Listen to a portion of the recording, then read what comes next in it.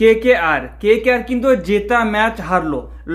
লখনৌ যে রানের পাহাড় করেছিল সেই রানের পাহাড় ভেঙে কিন্তু জয়ের দিকে এগোচ্ছিল কে আর, কিন্তু লাস্ট পর্যায়ে কি হলো, কে আর হারলো কত রানে, মাত্র 4 রানে, মাত্র 4 রানে কে আর হারলো।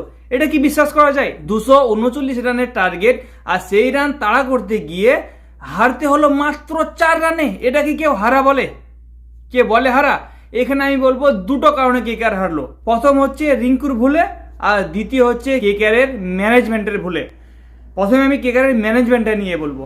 সেটা হচ্ছে যে এজেন্টকে রাহানে আউট হওয়ার পর কাকে নামালো? রমনদীপ সিং। এই রমনদীপ সিং মোটামুটি ঠিক ছিল, আমি পুরোপুরি ঠিক ছিল সেটা আমি বলবো না, মোটামুটি ঠিক ছিল।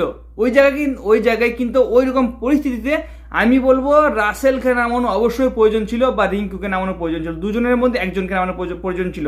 তো যাই হোক, সেখানে কিন্তু নামালো না, মোটামুটি রমনদীপ সিং ঠিক ছিল। তারপরে রমনদীপ সিং আউট হওয়ার পর কে নামলো? অঙ্কেশ রঘুবংশী। এখানেই কে আর কিন্তু ম্যাচ হেরে গেছে। রঘুবংশীর জায়গায় ওখানে কিন্তু 100 রাসেল কিংবা রিঙ্কু সিং দুজনের মধ্যে একজনকে নামানো উচিত ছিল।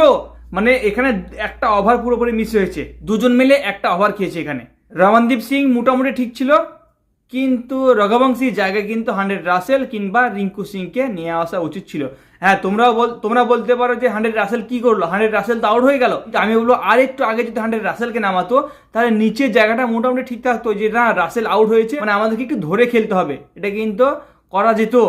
সবাই তো জানে রাসেল আসা মাত্র হিট করবে, রাসেল যদি তখন আউট হতো তাহলে নিচের স্তরটা কিন্তু ঠিক থাকতো। তারপরে এবার আমি বলবো রিঙ্কু সিং এর ভুল কোথায়? 19 নম্বর ওভারে আরিস খানের ওভারে প্রথম বলে 6 মেরেছে এবং দ্বিতীয় বলে 4, 3 নম্বর বলে ডট, 4 নম্বর বলে এখানে কিন্তু দুটো রান হতো, রান নেয়নি, দুটো রান হতো এবং 5 নম্বর বলে কিন্তু রান হতো। তারপরে 6 নম্বর বলে কি করলো? 4 মেরে দিল। তাহলে লাস্ট ওভারে কত রান দরকার ছিল? 23 না 24 রান দরকার ছিল।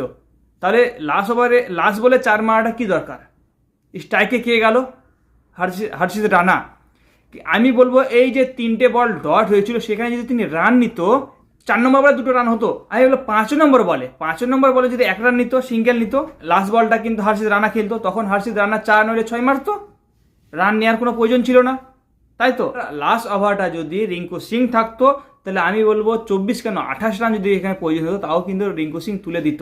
লাস্ট ওভারের প্রথম বলে যদিও হর্ষিত রানাটা 4 মেরেছিল, তারপরে একটা বল মধ্যে এখানে ডট, তারপরে একটা রান, মানে 3 বলে দরকার 19 রান, 3 বলে দরকার 19 রান, 3 বলে যদি 3টে 6 মেরে তাও 18 রান হবে। রিঙ্কু সিং সেখানে কি হলো, পরপর 2টো 4 এবং একটা 6, হারলো মাত্র 4 রানে।